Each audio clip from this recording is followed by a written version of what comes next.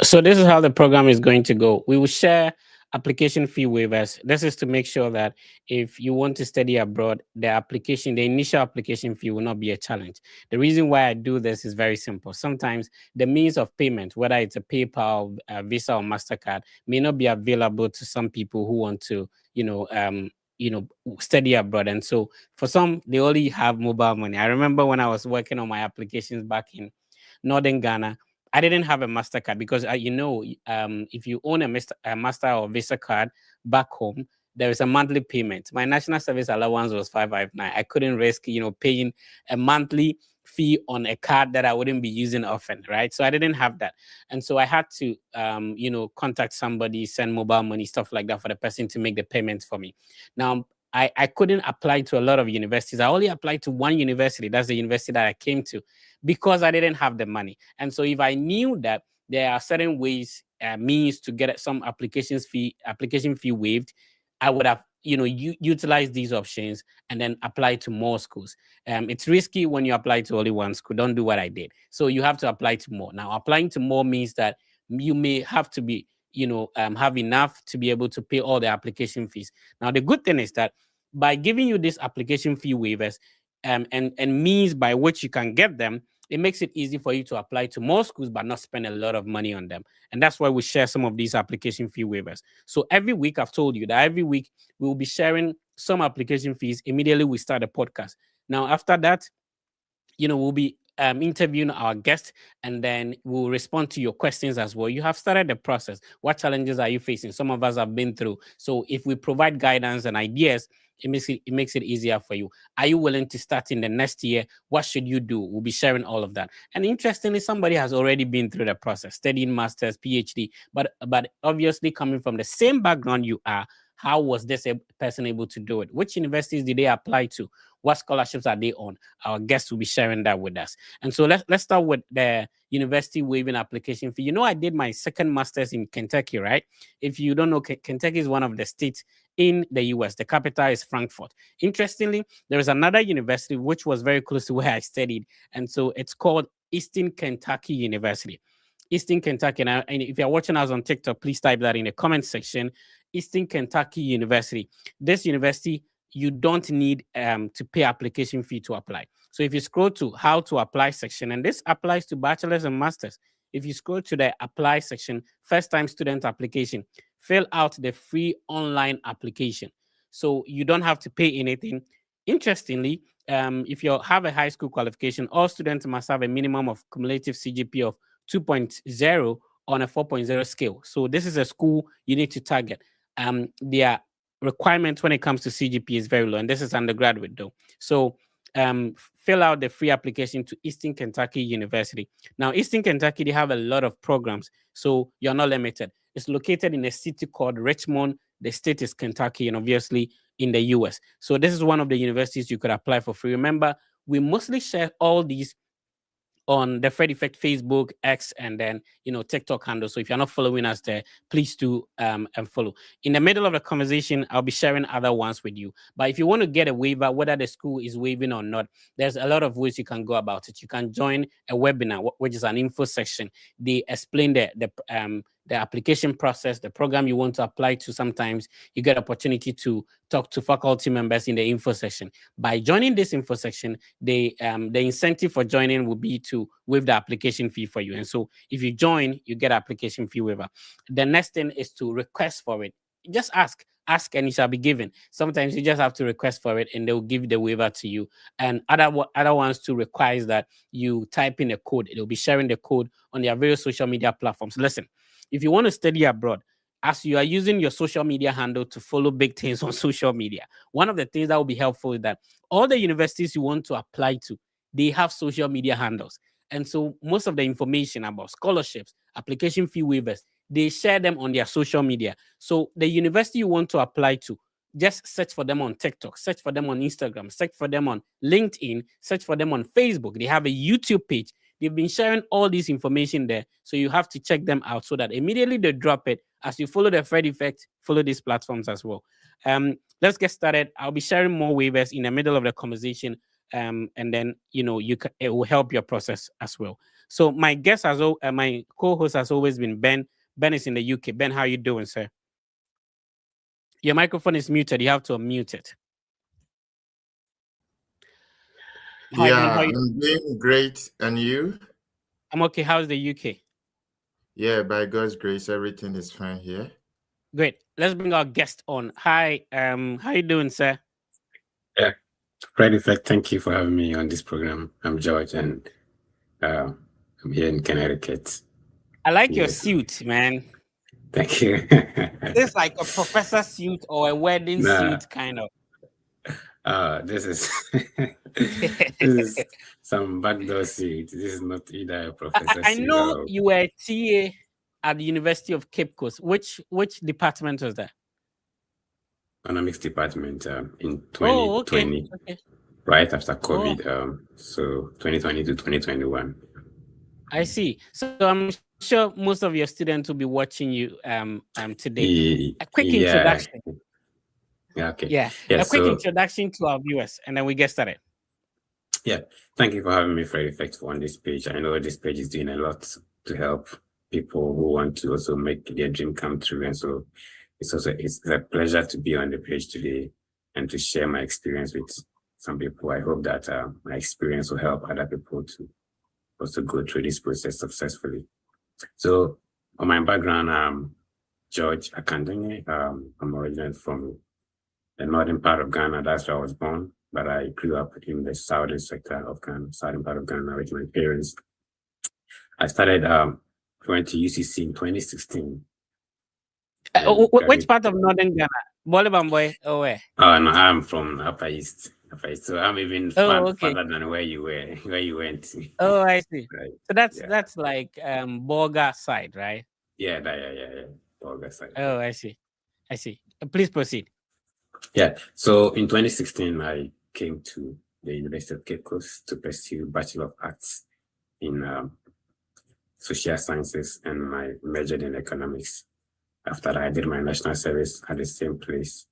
And currently, so from after national service, I came to the US, and my first station was the University of Maine in 2021, August. And in 2023, I left that to Connecticut, and that is where I am right now. Yeah. I see. That's an amazing journey. So from University of Cape Coast to University of Maine, and Yeah. now to a PhD program. Yes. Why do people now say that immediately you are done with your masters, you are supposed to go home? I think maybe people don't anticipate enough. People don't prepare enough. I mean, Yeah. one thing I've realized in this country is that, and I'm sure you know so much, that you have to always plan ahead. Like Yeah. you cannot wait and make the decision like tomorrow, or like Yeah. I want to tomorrow what I'm going to do. You have to plan ahead and know what is the next step after school, what next after masters, what should I do after the PhD, what should I do? And so it's probably because people don't anticipate and plan ahead. That is why we probably will say that. Yeah. All right. Ben will come in, but talk to us. So when you were in UCC, did you ever anticipated that I want to study abroad? Did you even know about the university you came to? Nope. I never anticipated. I mean, growing up, we thought studying abroad was just for the well-to-do in society and the people who had enough to pay and write SAT. I mean, I didn't even know what SAT was until when I graduated. I knew that there was something SAT that people write and then they come to for undergrad. And so I didn't anticipate it. I didn't know the school. I didn't even know the state. Come to think of the school in that state. And so it all started when I began searching for the schools. Yeah. I see. So at what point did you start? When you became a national service personnel as a TA, or when you were in level 400? When did you start? I'll say for former starting to really look into applying, I would say when I became a TA. But before that, I think we had some teaching assistants, like starting from level 100, level 200, who after some time they'll be like, oh, this TA has gone to study abroad. Yeah. This TA has gone to study abroad. And so that really sort of inspired and also drew my attention to the fact that, oh, so this is possible.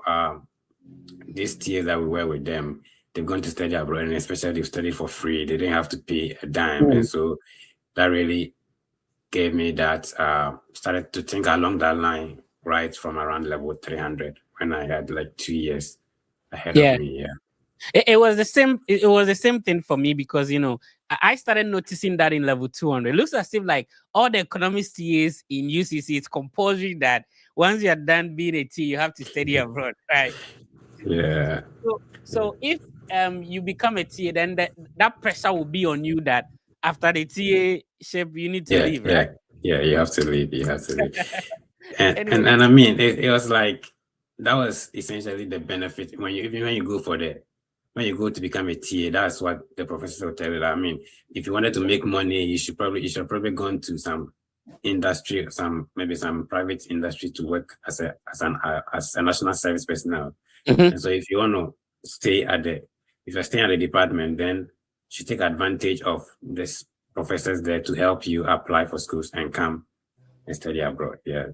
Oh, I see. And getting those recommendations and other things becomes easier if you're already. Yeah.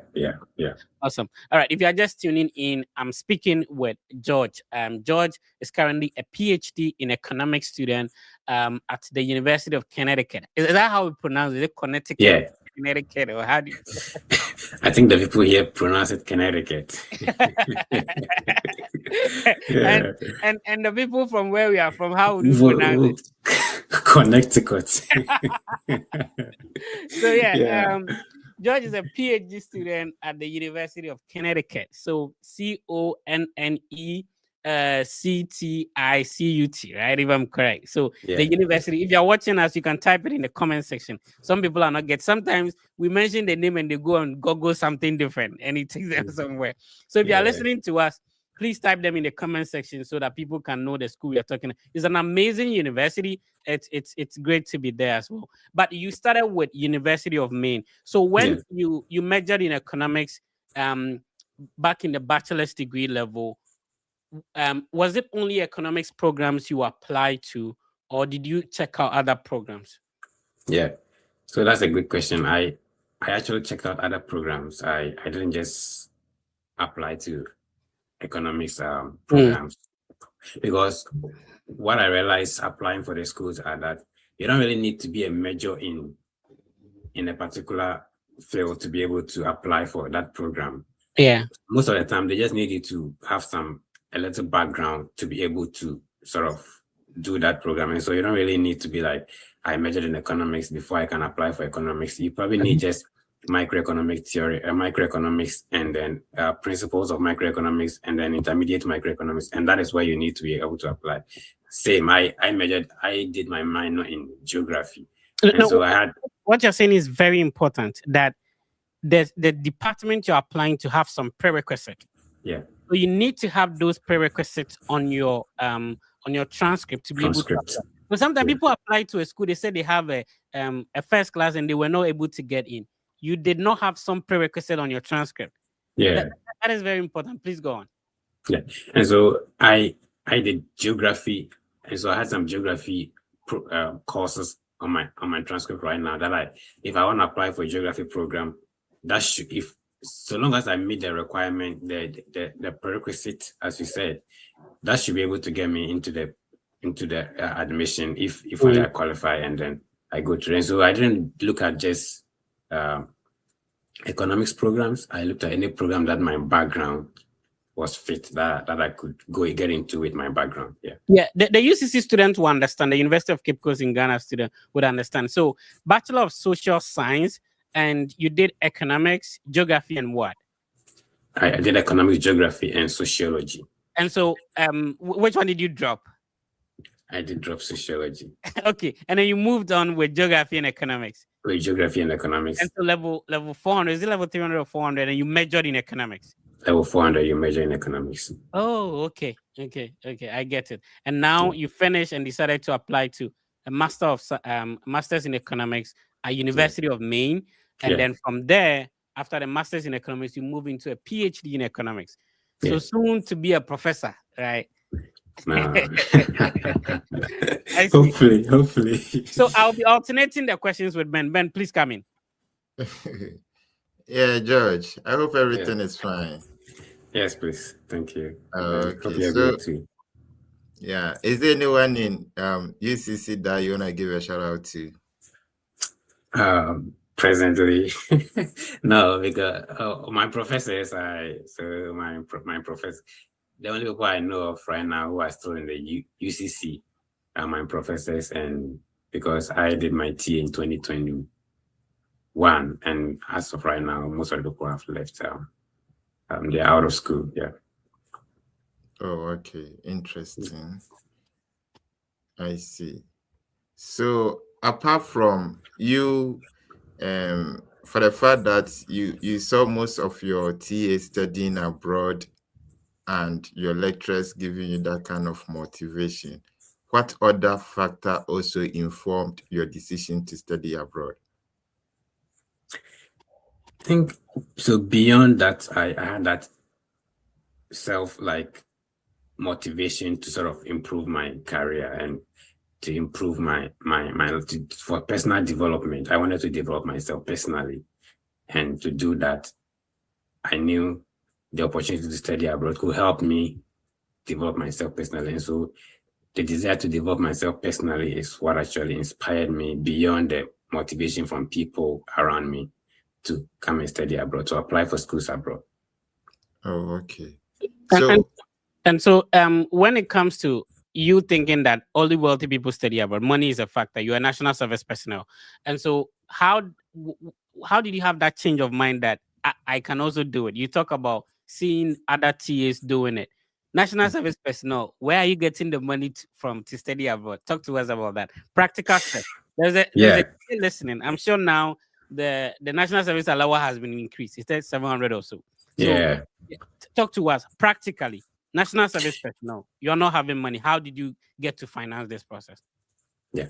So that's very important, because I mean it's very key. So for me, national service was the only money the only money I was relying on. I wasn't getting money from my parents in any way.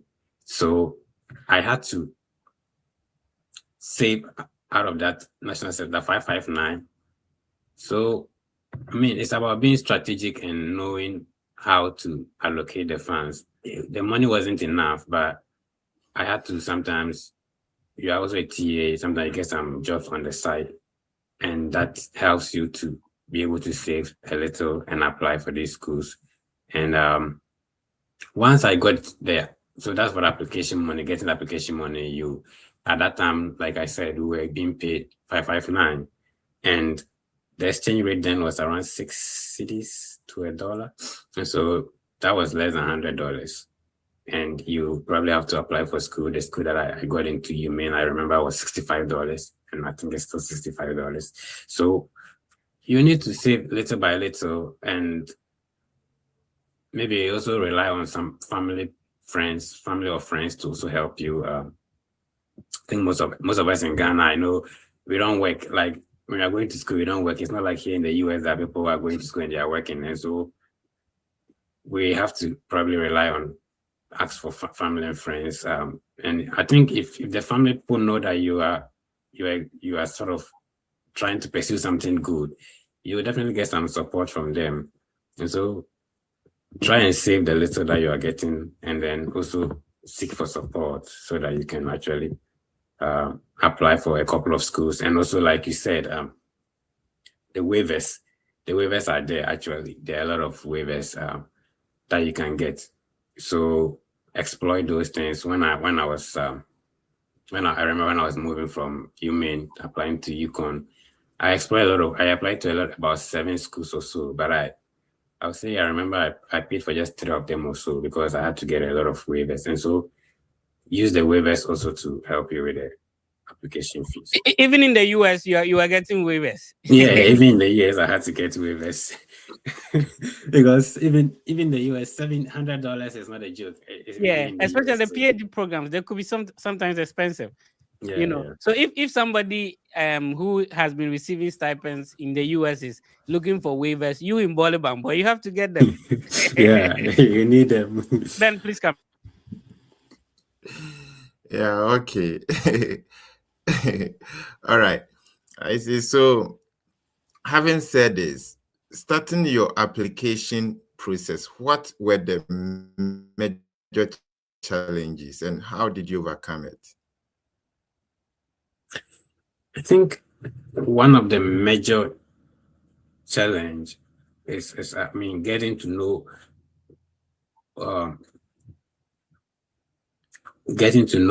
what is required, what is even like. I mean, we unfortunately we have we grew up and then we are educated in a way that even sending an email sometimes is an issue for us from our background. But getting to know what is required, getting to know the required document, and then putting them together. That is one of the challenges. And getting recommendations, it can be a challenge. And then also talking about getting enough money to apply to as many schools as you want. Even internet access can be an issue. So I don't know about now, but we're TAs in our department, and we had to queue. Like one person will plug in. The Wi-Fi wasn't that good, so one person will plug into the Ethernet cable, and then the person will share his Wi-Fi with you guys, and then you all have to use it little by little, and then it's sometimes very slow. All those things are some of the challenges that you face. So the finance is one. Getting to know which schools to even apply to, because you don't know so many schools. You don't know the schools. I mean, there are so many schools in the US, but you don't even know the schools, and you don't know the program where to even apply. So information can be getting the right information can be a big challenge, and then also the internet connection, and then knowing what to do. Yeah. Talking about the school now, the name of your university is the University of Connecticut. Yeah. We sharing some of these universities will help our brothers and sisters back home who probably might not even heard about stores. They probably don't know about it. So, and I tell you, if I tell people to spell stores now, it will be a problem. Right? So let's share some of the universities that you apply to so that people can write them down. They can research on it, find out the programs they are interested in and start the applications from there. Talk to us about the University of Connecticut. Okay, yeah. So thank you very much, sir. The University of Connecticut is an R1 university. As in the US here, we have what's the meaning of R1 though? Yeah, that's what I'm talking about. R1 is the university. In the US, you have various classification of the university, and so R1 are more, and they are ranked by how research intense they are. So R1 is more research intense university, and then R2 in that order. So if you're probably in R3, then less research and probably no research at all. So it's an R1 university, and it's located in Stores, Connecticut. It has a couple of branches. It has some regional campuses, as Fred is showing. We have the Store, which is the main campus, and then we have some other campuses that are spread across the state of Connecticut. They have pretty good admission rate. If you apply, it's not really so difficult to get into, whether undergrad or graduate student, because the students here are we have the university, we have a lot of students. And the programs, there are so many programs here that you can apply. They range from the sciences. They even have UConn Health, which is a medical school. If you want to go, there's UConn Law. If you want to go to the law school, and so right from the sciences to the humanities, every program that you want to study, pharmacy, whatever you want to study, you can get in. And I think I've been here. It's pretty diverse, and the people here are pretty nice. I think I've not had any issue being here. I've enjoyed my stay here so far, and I think if you are looking to apply, you should look into maybe getting the University of Connecticut and adding it to your list and seeing if you can get a program that really suits your background. Yeah. Yeah. I see. You when applying for your bachelor's, which other universities? So right now, your current you applied to the University of Maine. Yeah. That's where you got your master's. Talk to us about that. Yeah. So, I mean, like I said earlier, the University of Maine is a university that I didn't even know there was a state called Maine Yeah, but before how did you applying. hear about that? And that's the problem. You see, Yeah. there are about 50 states. There are lots of universities that are searching for people. They actually advertise that people should apply, but people Yeah. don't know about that. So how did Yes. you hear about University of Maine though? Yeah. So I didn't. I was just looking on the internet. So I mean, we have the internet. I think that was what I used to. Because I didn't know anyone there. I didn't Yeah. know there was a university. I mean, later on, people got to know me when I went there with my friend. People knew us and they got in touch with us. But That- when I that's was Richard, applying, right? Yeah, that's Richard.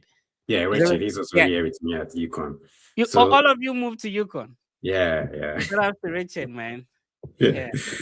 Okay, so it was just searching, just look on the internet, apply universities and I think there was a time one of your videos you have shared how to look for schools, and you really listed how you can go to every state by state and go through the various schools. Yeah. But I mean, that time that video wasn't even out, but we were just looking casually, just looking on the internet, and then that is how I came across the University of Maine, and I applied.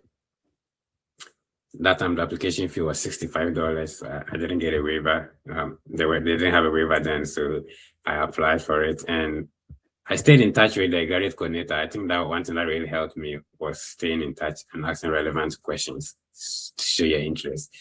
Sometimes you don't want to ask irrelevant questions. You want to ask questions that are relevant so that the person will know you want to show how curious you are about knowing the place and not just go and ask questions that is already on their web page. Yeah. So that is how I got into the University of Maine. So apart from Maine, which other universities did you apply? It has been a long time, but if you remember, which other universities did you apply for when you're applying for your master? I think I applied to the Western Illinois University. Let's share that. And I have a couple of friends at Western Illinois University. It's located in Macomb in Illinois. So this I'm trying to share the website of Western Illinois. Okay. So this is the website of Western Illinois. And you see how I just searched for it? When you Google them, their website appears and then you can open. Okay. Interestingly, my internet here is a little bit slow, but it will work out. So when it comes, I'll show them. But Western Illinois University, and that was also for economics. Was that the case? Yeah. That was also for economics. I applied for this school, Michigan Technological University. Yeah. So okay. Let me share Michigan Tech University as well. It's one of the popular universities. It's located in Houghton, Michigan. So this is the website of Michigan Tech. As we are talking, please be writing them down, be listing them. When we are done, everybody have a program they are interested in. You have your background already. You're searching for communication. You're searching for education. Go through their program and then search for the one you are interested in. All right. So we've mentioned University of Maine. We've added Connecticut. We talked about Western Illinois University in Macomb, Illinois, and now we are talking about Michigan Technological University. Any other that you want to share? Yeah, I think I also did one university that I remember. It was in Wageningen. That was in Wageningen University. How do you spell that? It's Wageeni. Oh, I see. It's outside the US. I think. Okay, it's in Netherlands. Yeah, Netherlands. Yeah. Okay, good. And you applied to that too? Yeah. Okay. I mean, you just have to widen your scope and then see where you can get into. Yeah. I see. This is their website. Wageningen University. Interesting. All right. Yeah. So How many admissions did you get? Talking about applying when you were wanted to study your masters. How many admissions? And then did you get any denials at all? Yes, I did. I did. And just the one you spoke about, the Washington, for instance, I didn't get in. Okay. And so that was a denial. I think I didn't get into Michigan Tech as well. Okay. Yeah, I didn't get in Michigan Tech, but I got into Maine and the Eastern Illinois. Was it Western Illinois? Western Illinois, yeah. What actually dictated the number of schools you want to apply to? Was it the money to pay application fees? Yes, yes. It was the money. At that time, it was most of the money. I mean, there were so many universities that I wish I could apply, and also I didn't have the GRA score. Also, there was also the GRA score that I had to. I mean, I didn't have money to write the GRA exam, so I couldn't. There were a lot of universities that required that, so I didn't apply because they require you to put in the GRA score and you don't have it, so you don't want to apply because that's automatic denial unless you get a waiver. Yeah. And you know, what would be your advice to people who can only afford to apply to only one school? Why is it advisable to do more than to apply to more than a school? Yeah, so I think one mistake that sometimes I've seen people make is that, I know, let's say Fred Effect, he went to this school with, let's say, GPA of 3.2. I have GPA of 3.5. So the person thinks that it's automatic that I'm going to get in. Yeah. It is not like that. The thing is that the pool of applicants changes from year to year. And so this year, you're probably applying with people who are 3.9, and you're having your 3.5. You think that because someone, and then the next year, it keeps fluctuating. And those are things you cannot control. Yeah. Because that is outside of your control. And so you don't know who you're applying with. You don't know the people that you're applying with. Only the university gets to know how many people apply to the school. And so applying to one school is a very big risk that you're taking. Yeah. It is said that you don't put all your eggs in one basket. The moment you choose to apply to one school, you're taking a very big risk. And so I would advise that you apply to as many as you can. As many as you can. As I said earlier, here in the UN, I was applying and I had the ability. I applied to 7 schools for the PhD. Wow. And out of that 7 schools, I mean, if we talk about, I think 3 of them, I got into 3 of them. Okay. So you have to apply. I'm curious. So even you being in the US and applying to PhD, you still got some denials? Yeah, because I got some denials. Wow. And that goes back to what I was talking about, that the pool of applicants the pool of applicants that are going to apply to the school that you're applying to, you don't know. You don't know who you're applying with. And if you're not lucky, you end up applying with people who are extremely good. And then they will pick, even though you qualify all right, you meet the qualification, it says GPA 3.0, you need this requirement. You meet all those requirements, basic requirements. But you've just been outcompeted, and that is how it turns out. Oh, I see. If you're just tuning in, I've been speaking with George. George is a PhD student at UConn, University of Connecticut, and he actually is from University of Cape Coast in Ghana and moved to University of Maine in Orono. Is that how it is being pronounced? Yeah, Orono. Okay, all right. So Orono, and now in stores. So he's sharing his experience with us so that you who also want to study abroad could learn from it. He was a TA at the University of Cape Coast, the economics School of Economics. Is it School of Economics or Economics Department? School of Economics now. Yeah, okay. Shout outs to the School of Economics at University of Cape Coast. Yeah. And he's sharing his journey with us so that you who also want to study abroad could go through. This is the Study Abroad podcast with the Fred Effect. We are live on TikTok. We are live on Facebook, on YouTube and X, and as well as Instagram.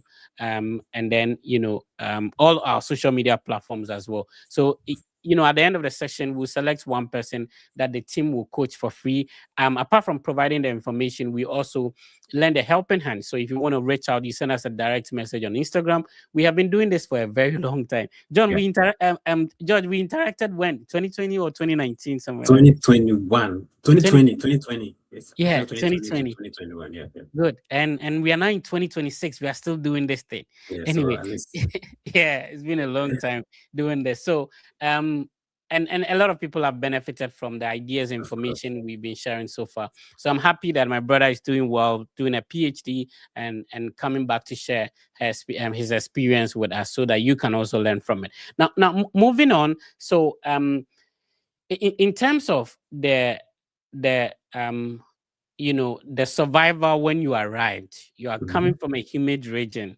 Maine is very cold. Yeah. Talk to us about some of the survival strategies. What is difficult to get used to? The accent, the food, the weather. What is it? A lot. Or, or, Yeah. or maybe getting a wife. Which one? Which one?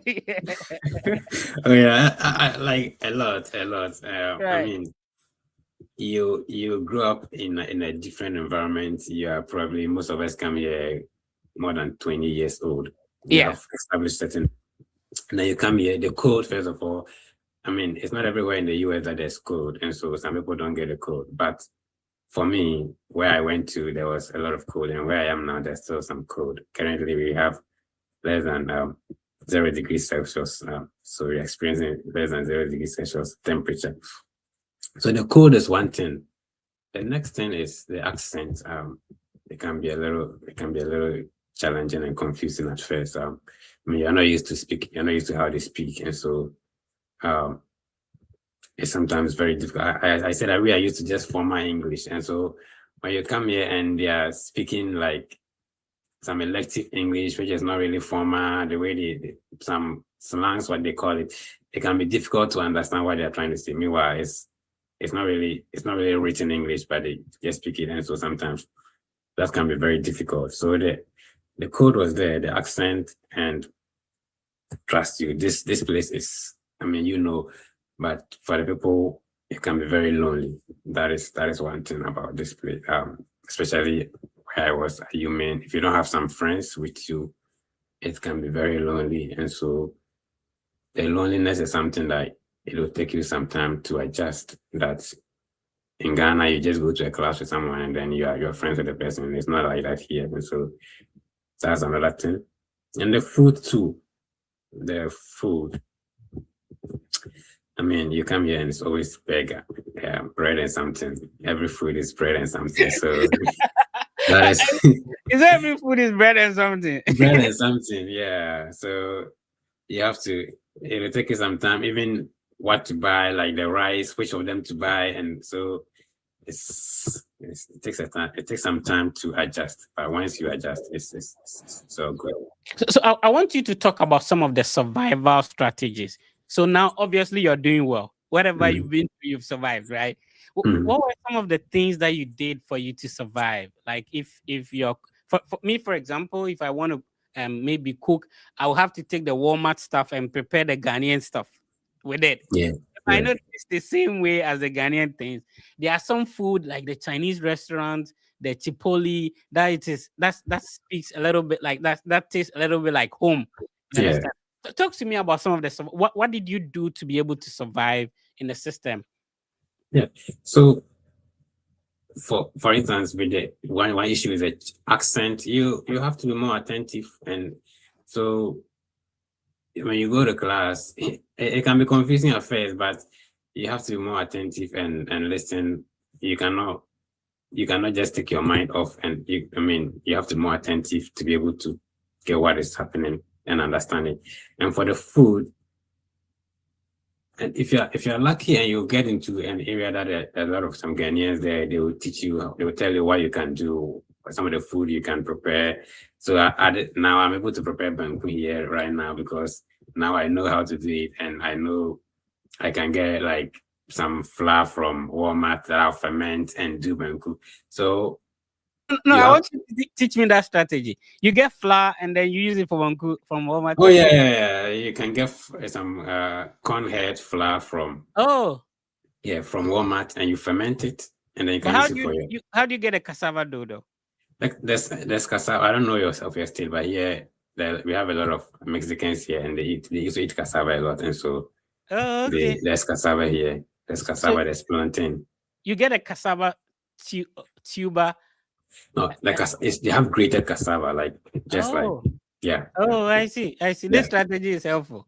Right? yeah, yeah, yeah, yeah. This Yeah. And strategy. so you have to, at first, you have to just be a little bit resilient Mm, and know that this for a while, and also seek for help. Like, I mean, you're not the only one. Probably there've been people there, and so yeah. reach out to people who already have gone through the stage, so Mm, that like they can offer some help and then tell you the way to go. That's what I would say. One of the survival strategies. Even though I didn't know anyone at Maine when I was applying, and when I mm, got there, I knew there were some Ghanaians there, yeah. and having them around was really helpful. Telling you even accommodation, where to get accommodation, because if you don't know and you go into some of the student apartment, they can be a bit pricey, and so Yeah. Yeah. they will help you out on how to even cut costs in terms of living and those things. Yeah. All right. So we'll pick some questions in the comment section, and if you are listening to us, if you comment, if you follow, if you subscribe, automatically you join the draw. So far, we have 38 people in the draw, and we'll be sharing that very soon. And then we'll pick one person who the Fed Effect team will help. At the moment, we are the only team that help to apply for bachelor's degree for free for people who have a high school and diploma.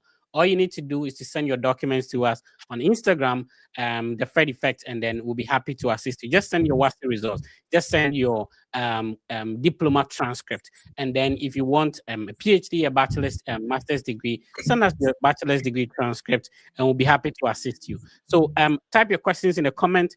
Later on, we'll be picking you directly so that you can speak with George. George, my next question is going to be about, right now most applications that people put in, admissions have started coming in. I want to talk about whether your admission came automatically with a scholarship. If it didn't, how did it happen? So I'll be picking some questions and we'll come to that. Solomon is watching us on X. Thank you for tuning in, Solomon. He said, please, what's your WhatsApp number? You can send us a direct message on Instagram. We don't share WhatsApp numbers here. Solomon watching say on YouTube says I'm listening from Espresso off Lake Road. Oh, Okay, shout out to Espresso people. Espresso. You know the okay. place? So yeah, I first he's Solomon Boateng or Gilbert Boateng. Yeah. So I was in Kontansi Nyamiani, so I'm sure he on Oh, the okay. way to yeah. So that's good. Oh, I That's see. where I grew up. Yeah. Yeah, did you get funding? Yes, obviously get funding, and that's what he will be answering after I finish reading the comments. That they automatically come with admission. So stay tuned, Kwesi, Francis, and then J Nisi. Nisi is like some spiritual name, be right? It's always the Fred effect. Yes.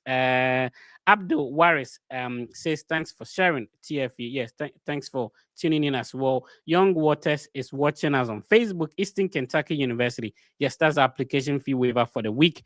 Ben Margaret, thank you for tuning in. It was okay. I think somebody was asking. Shout outs to Voyage PK. He was asking if it is Yukon or UMaine. What happened is that George first came to UMaine after his master moved to Yukon for a PhD. And thanks for clarifying that, Winifred. All right. So Ruth is watching us on Facebook. It's true. One of the difficult aspects is knowing the school to apply. I tell you, I think there is a school for everyone, right? If you have a Yeah. low CGPA, there's a school for you.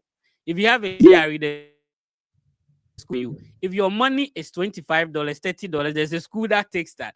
If your money is $100, $65, there's a school that charges that. So there's a school for Yeah. everyone. You need to figure out which school fits your profile, and then you can apply for that. So don't complain that the application fee is $100. It is because you are not looking for the ones that accept $30 so that you can apply for three.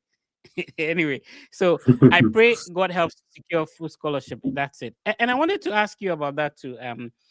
George, uh, at what role do you think spirituality plays in this whole thing? Where we are from, if you want to travel abroad, talk to me about that. What do you think? Right now, you are dressed like a pastor. So if you want to preach to us, go ahead, my brother. Thank you, They Fred. say when It's you're always applying to us. school, don't go and tell your grandma and those kind of things. What role does spirituality play in this thing? Play in this whole process? My L and R is missing now, so play or Yeah. pray, no, play in this process. Yeah, I think. Well, for me, I mean, this is only my opinion. I have to state, but I think uh, I believe not that in this world there are some things that you can determine, some things that you can do on your own, but there's also some aspect that you don't control, and I believe spirituality has to do with that aspect that you don't control, and so the fortune and what happens after you have studied and you've gotten the first class. I always say that we are not the only people. I'm not the only person who's qualified who have this qualification, but not everyone has gotten this opportunity. And there are a lot of people who are probably looking for this opportunity, but they're not getting. And so I would say spirituality plays a part, but I don't believe you don't have to tell anyone, because I mean you wouldn't.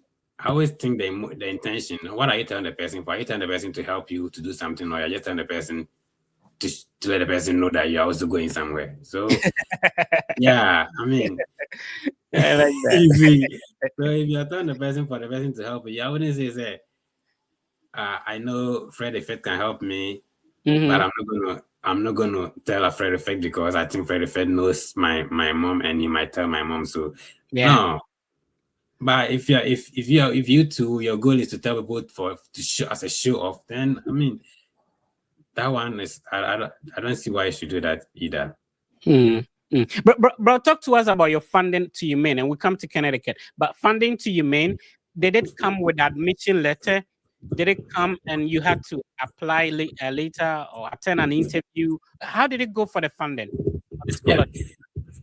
So for the funding, I would say so. I got my admission very early. I think around November thereabout. Oh, In December. wow. Yeah, I got it very early, and the funding came later in February.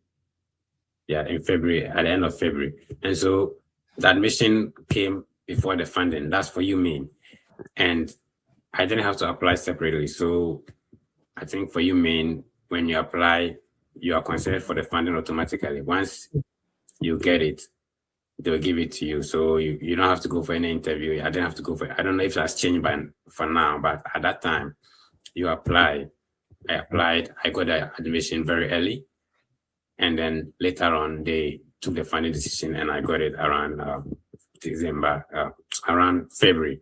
Okay. So your department makes admission decisions, and Mhm. then do they tell you that please wait, we are going to make funding decisions because most people are desperate when they receive admission and then the funding is not included. In your experience, what should they do? Should they just wait and see if February scholarship will come? What should they do? Yeah, I think so. It depends, but some department they will tell you that, oh, like my department, for instance, they told Mm, us we are going to consider all of you, all those who applied for funding. But I know some department that they will tell you, oh, if you can find funding on your own. So in those departments, you probably have to look for other department, or maybe the graduate school has some openings. mhm. But if the department is telling you, oh, we have to make the decision, funding decision together, because what they did was that they do the admission on a rolling basis, and then the Okay, funding decision they take it after they've gotten all the pool of applicants. I see. Yeah. I And so see. for that one, you have to wait.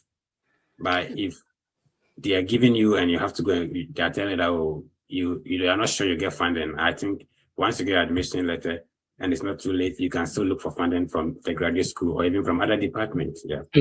You mentioned something that is very interesting, that you got your admission the year before you came, which is in November, right? Yeah. Yeah. And Yeah. then you are coming in the next, July. Mhm. Did you apply that early? When did you apply? Or maybe the admission decision did not take long. When did you Yeah. apply? I'm interested in that. Yeah. I applied very early. I mean, usually they start, if anyone has been following this process, you know that they even start, some of them start admitting for the next year as early as August. Mm-hmm. And so for 2025, Mm-hmm. for 2026 that we are in now, some of them open the application. You could apply as early as August for some schools. Mm-hmm. And so I applied very early once we started national service. That is right after school in somewhere August. I think I put in my application around October. Oh And then wow. So about a month later, I got the admission to school. That means that you practically put in your application a year before you be arriving. Yeah. So we are in January now. People want to study in 2027. What would you tell them? Yeah, they can start shortlisting their schools. That is what I'll say. Yeah. Start looking for the schools, and looking for the requirement. Mm-hmm. So you want to come in 2027, like he said, start looking for schools that you think this one's you have some, you can meet the background, and maybe that will even help you prepare well, because Yeah. if you're able to prepare well, it really boosts your application. And so Yeah. start early right now, shortlisting the schools as Fred Effect is showing these attendees, and then look for some of the schools. For instance, you know that now that there's UConn, there's Maine, Mm-hmm. you can look at those schools and know that which of them has a program that I can apply into and my background fits into. Right. So a lot of people have challenges with recommendation. Did you face that challenge, or because you were a TA, you didn't have a problem with it? I think I still face the challenge, because I mean, even if you're a TA, you still, it's not that you just go and then they give it to you. Yeah. You have to go back and forth. You have to go back and forth, and we know how to do the recommendation. Yeah. So you have to sometimes go and even draft one yourself and all that. And so it's not like you just go and they give it to you because you're a TA. Yeah. The only advantage is that you have contact with the person all the time, so you can always go back to the person. Yeah. And tell them, oh, you haven't sent this recommendation to this school. They are just asking me for recommendation. Yeah. Rather than living in Bole Bamboy and picking a phone to call the professor, they will not mind. Yeah. That's a different difficult level of difficulty. All right. So I want to ask about, you applying early, because, if you are done with your university, a bachelor's degree, it means that you have to probably wait for graduation to be able to get certain document. So what time did you actually complete? What time was graduation, and how come you were able to quickly put in the application like that? Yeah. So I think our time, even though that was the year COVID started distracting everything. Right. So I think we graduated. We had our ceremony very early. I think around October thereabout. Yeah, we had a ceremony, a graduation ceremony October. But even before that, I had put in my transcript application. Okay. So the moment they finished, I had my transcript. Like the moment we finished graduating, because I was working at the university, I could always go back to the transcript department and ask for them to do my transcript for me. So I got my transcript very early, and that is how I was able to put in the application that early. I don't know now the time they do the graduation, but if you can put in for UCC, what I knew was that if you have not done the graduation, they wouldn't give you the transcript. Yeah. So you can even put it in and then wait once it's done. And now they even do it electronically. Now, I think when I was applying for UConn, I was able to get an electronic transcript. So you can even put in your application while waiting, and then once they do it done, they'll release it to you. Yeah. I see. If you're just tuning in, I've been speaking with George. George is an alumni of University of Cape Coast, was a TA over there, studied Bachelor of Social Science. And I think social science has the largest number of students, right? Yeah. So there are different combinations. People are doing anthropology, sociology, economics, geography, combination, stuff like that. There was also BEd social studies education with maybe some, social science combinations and all that. So if you're listening, if George was able to do it, you can also do it as well. Let me pick some questions. Asiedu wanted to talk to us. Some people, I'm sharing the link so that you can directly, join us in the studio and ask your questions directly to George, and we'll be happy to respond to them. When we provide clarities, when people who have been through this process are able to explain how they did it, it makes it easier for you and I who want to do it. You understand? So if you have questions, maybe you're working on it, you are stuck somewhere. Sometimes it is easier said than done. Normally, when people say things like that, it's easier when you log into the portal to do the application yourself. There are certain things you might want to find. As you do, if you can put on your video and then you unmute your microphone, you can go ahead with your question, sir. Hi, Asiedu. Okay, I think Asiedu is not active at the moment. Let's see if we can get Dominic on. Hi, Dominic. Okay, Dominic has connection issues. Dennis is saying a real impact through education abroad. We really appreciate your effort. I really appreciate you for being part of the program. Tell people to, other people to also join, share so that other people can benefit from the ideas and information we are sharing here. What has been your best experience so far, bro? Like since moving, is it glass and quan as people say, or in Biafra, or there's wood and stuff like that? Your microphone is muted. You have to mute it, Judge. You have to mute it. Yeah. it's not Is it's it not glass glass. and quan? It is not. It is not. Do not. I mean, let no man deceive you. It is not glass and corn. I went to University of Maine, and as you said, it's more of in the state is 90% forest, so you can imagine. It's more of in yeah, and so but I think I've had some very good experiences. One of the good experience was say, I mean, sometimes the faculty are very friendly. That is a very good experience. You go for a party with faculty members, and they are the ones serving you. They are the one taking the dishes after everything. That's Your professor serve you? yeah. I see. Yeah, you go for a party with them, and they are serving you. Sometimes they invite you to your house, and they are serving you. They invite you to visit my professor that I had at UMaine, for instance. He sometimes invites me to his lake house, and then he'll prepare those food. And so the people very nice. Yeah. You've had 4 years of education back home. You were a TA, so you sort of have a background idea of how things work. Having an opportunity to be in two different institutions and now getting a PhD, what are some of the things you think that we can improve back home, in terms of our education system? Anything, please talk to us, Professor George. Yeah. Okay. That's a good question, Fred. For me, I would say we probably have to improve the way we integrate tech into our education. Yeah, we have to improve. I don't know how it is now, but we have to integrate it into our education. I went to UCC, and then we will do like information technology. There's a course like that where they teach you how to use Word, Microsoft Word, and that may be the end of it. You probably will never use the Microsoft Excel again, and you forget.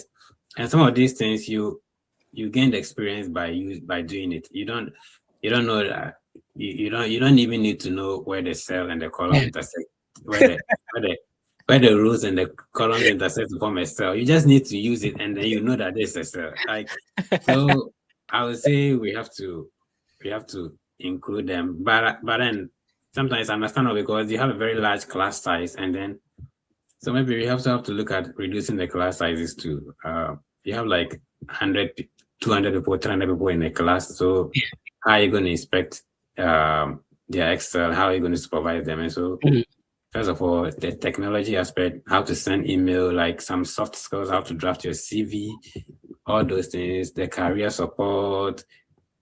Like here, I've noticed that here I have like 2 years to graduate, but I keep getting career support, and they're asking you to look for some jobs, prepare your CV, resume, and all those things just to make sure you are set for. We don't get that in Ghana, but I think that is something that if you could add. I mean, you can look at a number of people who have been able to come even without that support. And so if we're getting that support and we have like most of the people who want to come are able to come, it will really help. It will really put the school on the spotlight too. So I think that is something that we probably have to do in Ghana. Do you think this thing is possible? The learning platforms like Canva, Blackboard, D2L. I don't know what were you using in UMaine? Was it Canva or Blackboard or? It was Blackboard. Yeah. Blackboard. Okay, and what are you using in UConn now? I think it's still Blackboard. Okay. I have gotten opportunity to, because I've been to different institutions, use all of them. There's Brightspace, there is Blackboard, there is Canva, and all that. and where what we are talking about is where all the course materials, everything is on. Do you think we Mhm. can have that back home? Is it possible? Like I, UCC? I think it's possible. Yeah. I think it's possible. They have. I mean, UCC when I was leaving, they also had a learning. They had a platform. They had the LMS also, the learning management. Yeah, there's a platform like that. But Oh, okay. yeah, there was a platform like that. I'm sure some of the people who came later, or because when COVID came, that was where they were uploading the slides and also those things. But that platform is there, but we don't really use it. Yeah. We're not using it. Yeah.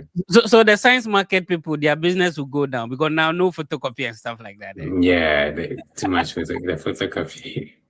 Anyway, when you want to come in, if you're just tuning in, I'm speaking with George. It's been a great conversation. This is somebody who has a bachelor's, have gone through the process to study a master's degree, and now doing a PhD. Bro, I'm super proud of you. This is an incredible achievement. Yeah. I'm I mean, super happy. I mean, this probably wouldn't have happened without your support too. So we are so much grateful for your support too. I mean, I remember once I got a funding letter and I sent it to you. You didn't know me anywhere, but you sent me money to buy the the I don't want to. I don't want us to talk about that. Normally, when we do some of those things, we don't want to talk about it. So yeah. it's interesting when maybe sometimes somebody sit on social media and is like, "Oh, Fred, no bad," but we started doing this long ago. Yeah, People yeah, yeah, have not even met, yeah, yeah, even yeah. before we came on social media. Yeah, Yeah, yeah, yeah, yeah. That time it was just WhatsApp yeah, it was group. this WhatsApp. Yeah, and so we got things done. So, Yeah, but mostly with I don't want to put those kind of things on social media, George. So, yeah, that's fine. let's I not talk about that. understand. But yeah, there are things we do behind the scenes to support people that we don't even want to talk about on social media. And I'm glad that things are going well. I'm sure we'll meet in person one day. We've never Hopefully. met before, but we'll meet in person one day. All right, if you want to join us, you can do so. My co-host is here, Ben. He's in the UK. Let's see. Kofi Ajiri. Kofi, kindly unmute your microphone. Hi, Mr. Kofi. Your microphone is muted. If you could unmute it, we can hear you, and then you ask your question, sir. Okay, we cannot hear you, unfortunately. Let's see if we can pick another person. You can join us directly in the studio and talk to us, ask your questions directly to George, and he'll be happy to answer you. Newton Kojo Jamfi Amponsa. This is like Oteko Koso name. Your name is there. And when Newton, you can unmute your microphone and talk to us, sir. Hi, Newton. Newton cannot find the unmute button. Newton, the unmute button is the microphone which is crossed. Once you click on it, it will be uncrossed and you can speak to us. Okay, Newton is not finding the new thing. Anyway, so yes, Benedicta is saying that I just pray to share my success story someday too. Yeah, sure. You Yeah. just have to work on the process. It's the thing we are discussing in a short period like that. It took time. It took time to work on it. A lot to learn in this. Yes, there's a lot to learn. Ben, you want to come in? You have some questions for Yeah, yeah. just a few questions and Mhm. yeah, so George, we just want to know, do you think that there is still hope for us to study abroad? Yeah, I think that there's always the hope. The hope is still there. That's what I would say. Sorry about that. So even though I mean there are so many schools that are still calling for applications, there are so many schools that are still having funding. Even though there's reduced funding now, that is something we have to, especially in the US here for PhD programs and also for master's program. But there are still schools that have funding. So you just have to apply and then hopefully you get into. There's still that hope. I think Okay. you can still get into. Yeah, George, attend to that and we'll quickly get back to you. So let's see. You can join us live in the studio if you have questions. George has to quickly attend to something and then we can continue from there. So let's read some comments. I want to ask George, we have been hearing that before leaving your home country for grad school, you should have some basic skills, whether in some basic software skills or any recommendations. So in terms of economics, do you have any software recommendations? Yeah. Yeah. So I think that's what he said is really true. And then it depends on your program, but there are some certain general software that we expect that everyone here uses, and that is Word, Excel. I mean, these are very simple softwares that everyone uses. There are some specialized software that certain people use. But what I've noticed is that even when you get into the higher education, and then we all tend to use very similar softwares. And some of them, like we have R, we have Python, which almost everywhere, if you're doing something that is, a little, you have to use some data, you have to probably use R or Python. And then for the economics people, we use data, which is also used by other fields, but mostly by the economics people.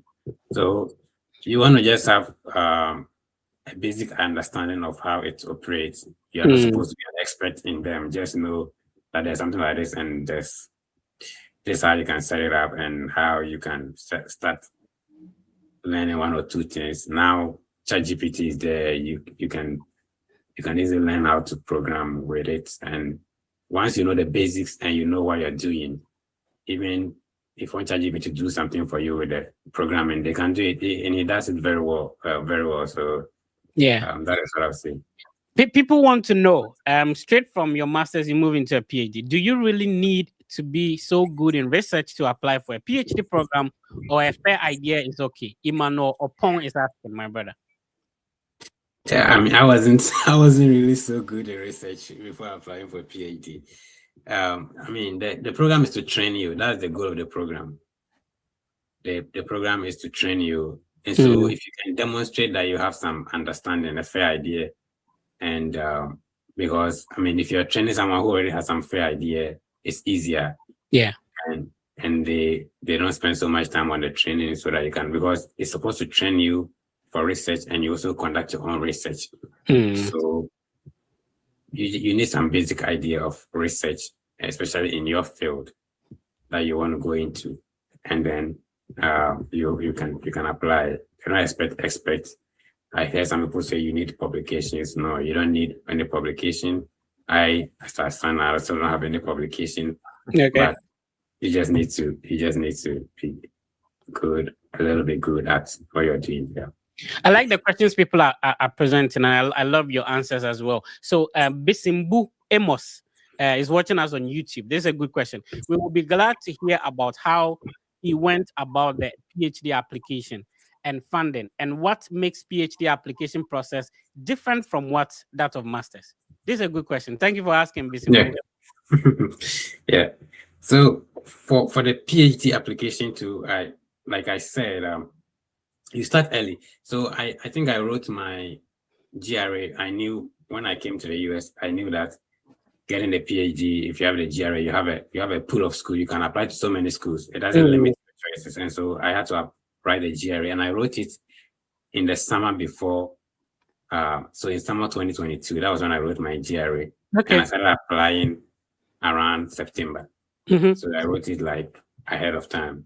And so I had to write the GRE, and then you just. So before you proceed, so Bisimbu Amos, your question is brilliant.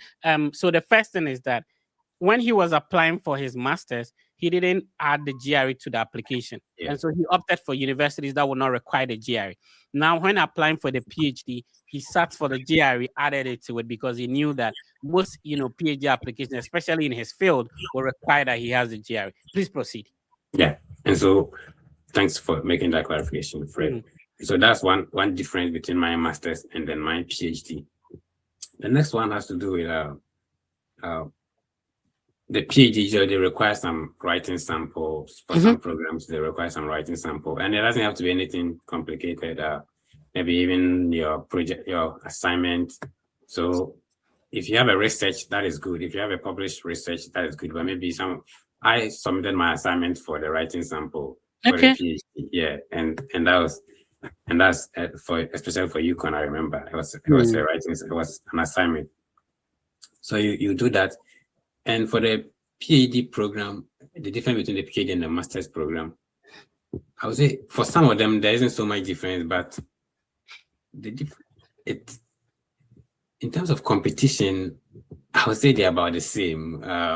If you are getting into if you got into a master's, you're trying to get into a PhD, the level of competition is about the same. Most PhDs tend to have funding. Like that's as much as I know, most of the PhD programs they come with funding. Once they're not going to give you funding, they don't even admit you. But the master sometimes they can admit you without funding. Okay. That's one difference you have to know. Masters can sometimes admit you without funding, and the PhD, because they know it's going to take long, they usually are more rigorous in their, because they don't want to waste money on someone for like 2 years and the person will leave. So they are more rigorous in their recruitment process. Yeah. All right, Ben, you want to come in? Let's see if Newton can hear us now. Go ahead, Ben. Let me give a quick follow-up based on what George just said. So supposing I'm in Ghana, I want to apply for a PhD program in the state at the moment. What should I put? What should I consider before I started the application? You are in Ghana, you wanna? Yeah, because you spoke from your experience in the US. Now I'm back home. Mm-hmm. So what should I consider before I submit my application? I think so. I would say that the consideration, it doesn't change based on where you are, whether you're in the US or you are in Ghana. The requirements are the same. Do you have this requirement? Do you have some research experience that you can share with us? I know a lot of people, especially those in the sciences and even some people in economics, who came all the way from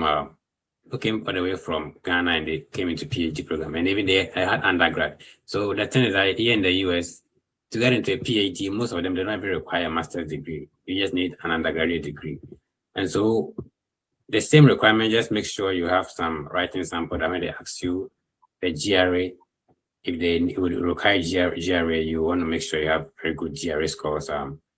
The GRA score is like a signal in some sense to the universities, because it's not unique to your university, so it's like something that everyone does, and so it's more like a signal to the university that, oh, this guy is good. But after that, beyond that, they'll maybe have to do some interview and that, but they really need a very good GRA score, and if you have it, it goes a long way. No one really has the time to go through your profile to be looking so much at the transcript and those things, but the GRA, at least that one, they can just see a GRA score, and that's a good signal that this person is good or not. Yeah. I see. Newton, we see your curtains more than yourself. Bring your camera down a little bit so we can see. And then you can unmute your microphone. If you do have a question for George, please go on. Hey, please, can you hear me? We can hear you. Go ahead, sir. Okay. My question is not really about education. Please, pardon. No problem. Go ahead. Yeah, it's about the B1 or B2 visa. Like, I just want to ask something. Yeah, I'm just like 16 years old. Right. Yeah, and I have a friend who is 18 years who has given me like an invitation to come and visit him and his family. And I have an appointment on 29th January. That's next week, Thursday. Right. And I don't know, yeah, like people are just saying like my family are just saying we will get denied, so don't go. Yeah. There are two things involved in the visa application. It's either you get approved or you get denied. And it depends on your preparation for the interview. So it's going to be definitely questions that will be thrown at you. All you need to do is to be confident and respond to the question. 3 things: your reason for visiting, why would you come back home, and how are you going to finance your trip? These are the 3 major things you should focus on answering. And we have a collaboration with Argo Visa. Argo Visa is a team of ex-visa officers. So you can actually get to talk to an ex-visa officer even before you go for the visa interview. So I'll share the link so you can join. You can talk to them before you go for the interview. We wish you all the best, sir. Let's talk to Andrews. Hi, Andrews. I think we can hear you now. Mr. Andrews, can you hear? Can you hear? Okay. Mr. Andrews is off. Okay. Emmanuel Arthur. Hi, Emmanuel. You have to unmute your microphone and go ahead. Okay, Emmanuel. Okay. Thank you very much. Talk Can to you hear George. me? Yeah, we can hear you. Talk to George. All right. Good evening to you all. Thank you, Mr. Fred, for this wonderful session, and thank you, Mr. George, for the inspiring and very motivating interview. So my question is, I'm going to digress a little bit. I'm a final year medical imaging student, and I wanted to ask about scholarship opportunities for further studies. And I've also heard that sometimes it's possible to apply for a PhD with a BSc, and I wanted to understand if that also applies to our field, and how do we go about it? What are the requirements that are usually involved? What's your field, sir? What's your field? Medical imaging. Okay. Radiography. So, yeah. Okay, with geography background. Okay, so what happens is that in terms of the requirements, every university would specifically tell you that on their website, and so you need to check for we accept direct bachelor's degree into the PhD program, or to apply for a PhD program you need a master's degree. So the universities will make it clear. Now if it's not clear, before you apply to any school, I need you to do three things. One, there is on the website, there is something we call request information. So you can request for information, and then you ask this specific question that, oh, is it possible I can apply if, and I can, let me share my screen. I think this is helpful. So this is one of the universities George applied to, and you can see here, request information. So when you click on student and then the area of study, then the school would directly get in touch with you. So now you'll be able to ask them whether you can apply directly with your bachelor's or you need a master's to apply. The next thing is to send an email to the director of the program. So if you email the director, you can introduce yourself and ask all the questions you want to ask so that they can, respond to you. And then you can also attend an information section. During the information section, they explain the application process. They have a time where applicants or people who are attendees will be able to ask them questions. So if you do any of those three things, or at least you're able to do two or one of them, you'll be able to figure out any information that you want to know about the specific program you're applying to. So yes, especially in the STEM field, you can apply directly with a bachelor's degree, but application requirements differ from program to program. George, you want to add up? You have to unmute your microphone, sir. I think Fred just nailed it.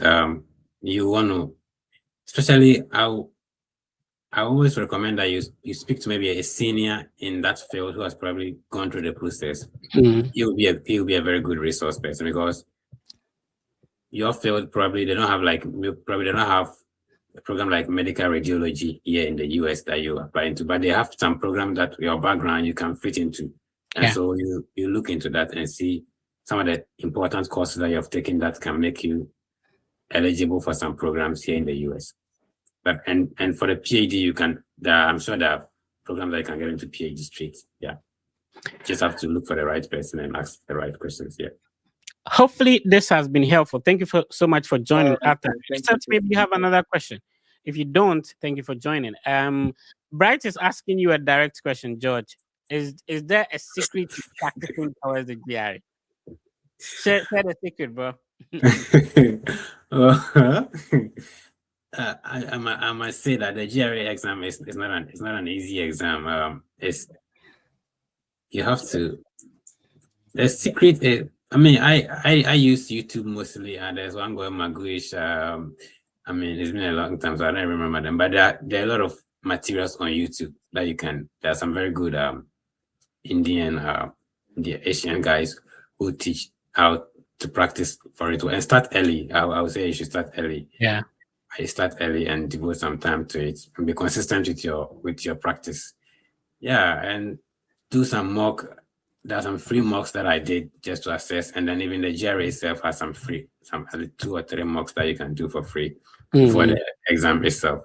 So there's no there's no real secret actually. Like you just have to start. That's what I was saying. Amos was one of your students, so you were here for Amos. He's asking Oh. what some PhD applications he's putting in requires portfolio. What is the portfolio? Can you share your thoughts before I come in?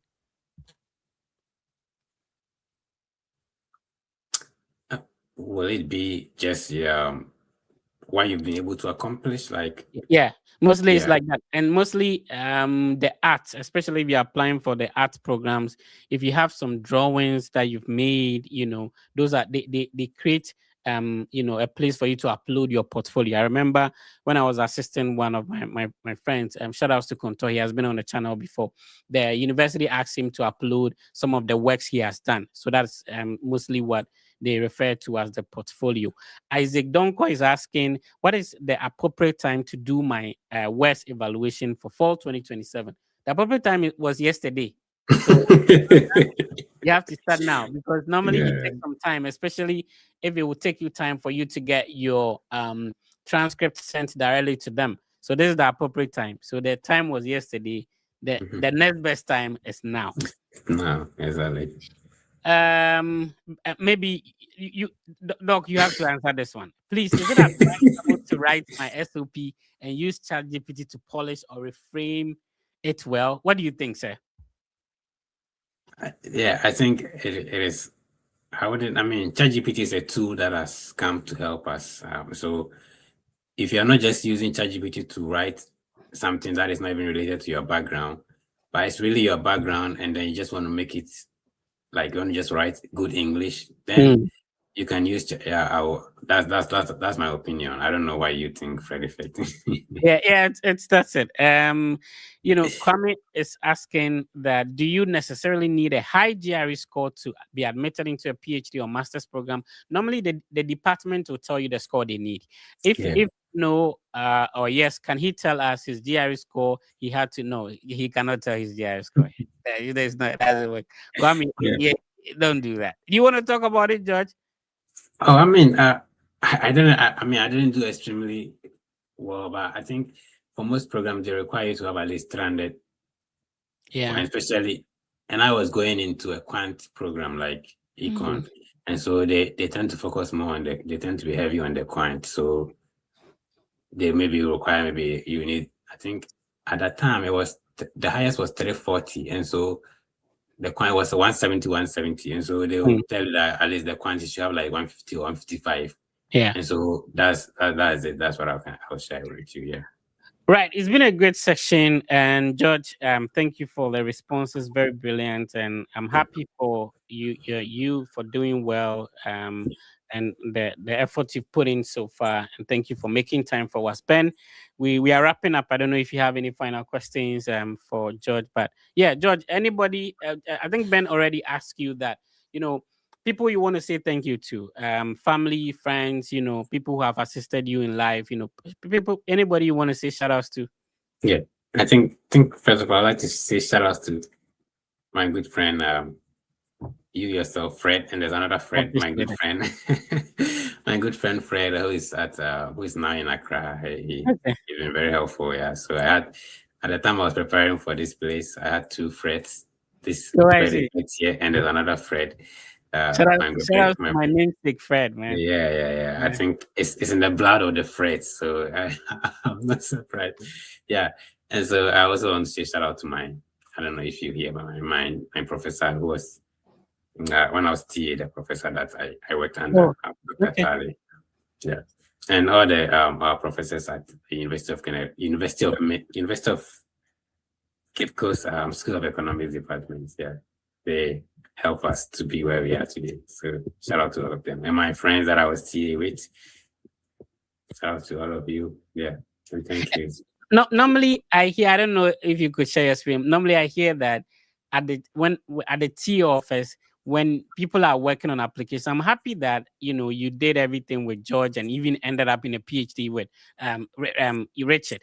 But why is it that within the office of the TAs. People are hiding the schools they are applying to and stuff like that. Does it? Did it happen at your time? Does it actually happen? Yeah, it did happen. Yeah. So I mean, it's just to reduce competition, but I think sometimes whether the person apply or not, if you're going to get in, whether the person, because even I think sometimes you know if you're not going to get in anyway. So maybe the person who is applying, or he would have been lucky. So Yeah. a lot of schools too. Just I mean, for the TAs who are taking up now and they're going to apply, there are a lot of schools, and so if you find a school that this person is applying and you think this person has better credentials than you, so you don't want to apply, then that is fine. That is it, because but you never know, the person with better credentials, you might be picked ahead of the person with better credentials. Yeah. So and the sky is huge. All of us can fly. We don't necessarily like you always say. Yeah, it's huge. All of us. There's a lot of schools actually. A lot, like. And sometimes you can be helping yourselves, help review your SOPs, help, the school search. If the work is like one and we divide it, it's half, right? So search for this, attend this webinar, I'll be doing this, so that we do it together. You can all make it together. You don't necessarily have to, hide from each other, competition, unnecessary competition, all that. Anyway, it's been a great session. Really appreciate you for coming on. And it's your home. Whenever you want to maybe advertise something, just let me know. I want you to put this on the social media. Then I'll do it for you. People were asking for your handle. Can people get in touch with you? Are you a private man? Yeah, that's it. I think I'm on Twitter, so okay. G Akandenge at Twitter, and on LinkedIn to George Akandenge. Okay. The same. So Facebook. on LinkedIn and on Twitter, if you are on the same field, like in economics, and you want to get in touch, he's a good resource to get in touch with. Yeah. All right. So Benedicta is saying shout outs to Mr. George. God bless you richly, more grace and on your education. So type in the comment section. Thanks to Mr. George for making time to join the session. It's been very insightful, and he's a brilliant man, I tell you. Anyway, thank you. Let's see. So George, what we do is that when people join and they comment, at the end of the session, we select one person. So we are going to have the draw before you go, and we select one person who has been commenting, for subscribing and all that. All right. Let's see who gets selected today. Hey, Jay Nisi. Jay Nisi, shout outs to Jay Nisi, man. Jay Nisi looks like a spiritual person. So Jay, what you do is that you send us a direct message on Instagram, let us know. So say congrats to Jay Nisi in the comment section. Jay Nisi was selected today. And that's what we do. We are not just putting out the information. We make a conscious effort to also lend a helping hand to people who are going through the process and they need help. George just sent me a message. Hey, Fred, I've gotten, and that's what we took it from there. So you just have to reach out. People are willing to help. You are not reaching out. Find a good way, and you can always get in touch with us via Instagram.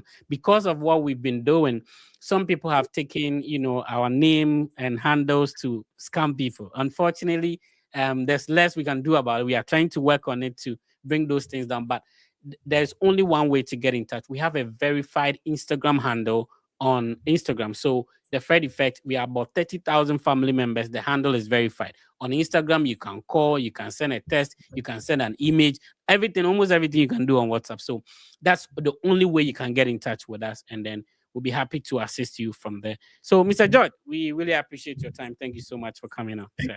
Thank you, Fred. All right. Nice. Ben, any final words? Today you were on and off, stuff like that. What happened? Any final words before we leave? Your microphone is muted, bro. Yeah, just to thank our audience for always tuning in. We really appreciate their support. And the only thing is that I don't want them to be a signpost. One funny thing about signposts is that, like for instance, when you are entering the University of Cape Coast, we have "Welcome to the University of Cape Coast" largely written there. But the unfortunate thing is that signpost has never entered the campus before. Mm. And this is what I don't want most of us to do. Talking about Fred Effect, joining us live, and at the end of the day, you are not benefiting from studying abroad. So this year, I want you to give yourself a challenge, throw a challenge to yourself that as long as you are participating, as long as you are joining us live, hopefully you should be successful Yeah. in your study abroad journey. So have that challenge in mind and make sure that you make good use of this valuable information.